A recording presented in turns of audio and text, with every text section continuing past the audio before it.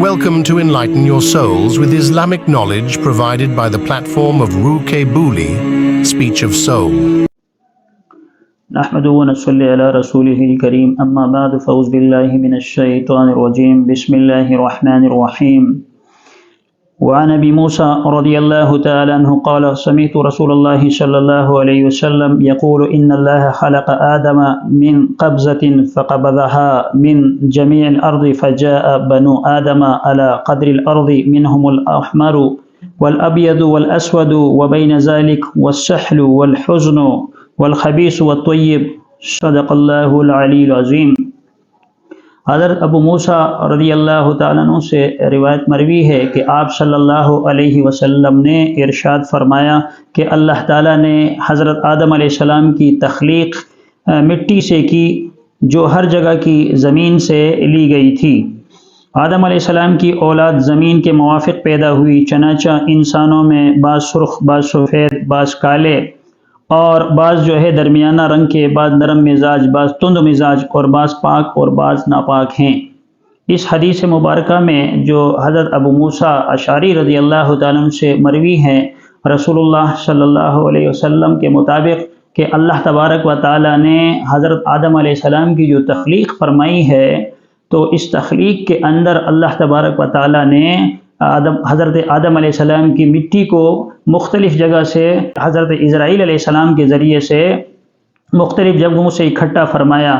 اللہ تبارک و تعالی نے حضرت اسرائیل علیہ السلام کو یہ حکم دیا کہ وہ زمین سے مٹی لا کر دے جس سے حضرت آدم علیہ السلام کا وہ سانچہ وہ تیار کیا جا سکے۔ چنانچہ حضرت آدم علیہ السلام کی تخلیق کے لیے اللہ تبارک و تعالیٰ نے حضرت اسرائیل علیہ السلام کو یہ حکم فرمایا تھا۔ چنانچہ حضرت اسرائیل علیہ السلام گئے اور زمین کے مختلف حصوں سے انہوں نے مٹی اٹھائی۔ چونکہ زمین کی ساخت ایسی ہے کہ بعض جگہ وہ کالی ہوئی کرتی ہے مٹی، اور بعض اوقات زمین جو ہے وہ سفید ہوا کرتی ہے، اس کی مٹی سفید ہوتی ہے، اور بعض زمین وہ سخت ہوتی ہے اور بعض زمین جو ہے وہ نرم ہوتی ہے۔ اسی طرح بعض زمین کے اندر زرخیزی پائی جاتی ہے اور بعض کے اندر زرخیزی نہیں پائی جاتی۔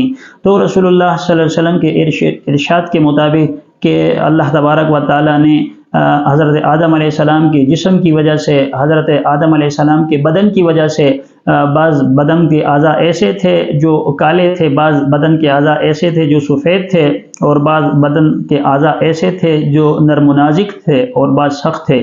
تو اللہ تبارک و تعالیٰ نے جس طرح حضرت آدم علیہ السلام کی تخلیق مٹی کے مختلف حصوں سے فرمائی، اسی طرح حضرت آدم علیہ السلام کی جو اولاد ہیں ان کے مزاج کے اندر بھی اسی چیز کو مد نظر رکھا گیا کہ بعض لوگوں کو اللہ تبارک و تعالیٰ نے ایسے پیدا فرمایا کہ وہ خوش اخلاق ہیں، بعض ایسے پیدا فرمایا کہ وہ بد اخلاق ہیں۔ اسی طرح بعض کو گورے رنگ سے نوازا اور بعض کو کالے رنگوں سے نوازا، اور بعض کو چھوٹے قد کے ذریعے سے اور بعض کو بڑے قد کے ذریعے سے، اور اسی طرح بعض جو ہے وہ درمیانی رنگت والے تھے۔ تو جس طرح اللہ تبارک و تعالی نے آدم علیہ السلام کی تخلیق فرمائی تھی اور حضرت آدم علیہ السلام کے مزاج میں جو چیزیں تھیں وہ اللہ تبارک و تعالی نے ان کی اولاد کے مزاج کے اندر بھی رکھ لی۔ اسی طرح یہ انسان کی فطرت ہے کہ بعض اوقات بعض لوگ سخت ہوا کرتے ہیں، بعض لوگ جو ہے وہ نرم خو ہوا کرتے ہیں۔ تو یہ مزاجوں کا بدلنا یا رنگوں کا بدلنا یہ فطری طور پر ہے۔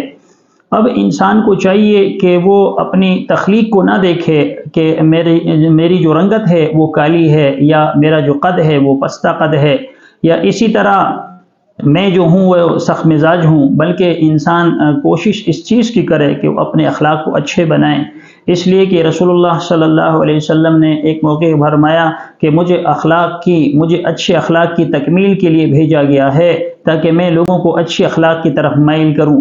چنانچہ ہر انسان کو اپنی خلقت کی طرف نہیں دیکھنا چاہیے، بلکہ کوشش اس چیز کی کریں کہ میرے اخلاق اچھے ہوں۔ اچھے اخلاق کی وجہ سے لوگ اسے اچھا جانیں گے اور اس کی عزت اور اس کی منزلت کے اندر وہ اضافہ ہوگا، اور لوگوں کی نگاہ میں اس کی حیثیت ہو جائے گی، اس کی اہمیت بڑھ جائے گی۔ تو اچھے اخلاق اپنانے کی کوشش کریں۔ اللہ تبارک و تعالی مجھے اور آپ سب مسلمانوں کو اچھے اخلاق اختیار کرنے کی توفیق عطا فرمائے۔ آمین وآخر دعوانا ان الحمد للہ رب العالمین۔ Thanks for watching. For more Islamic lectures, kindly subscribe to Ru Kebuli on YouTube.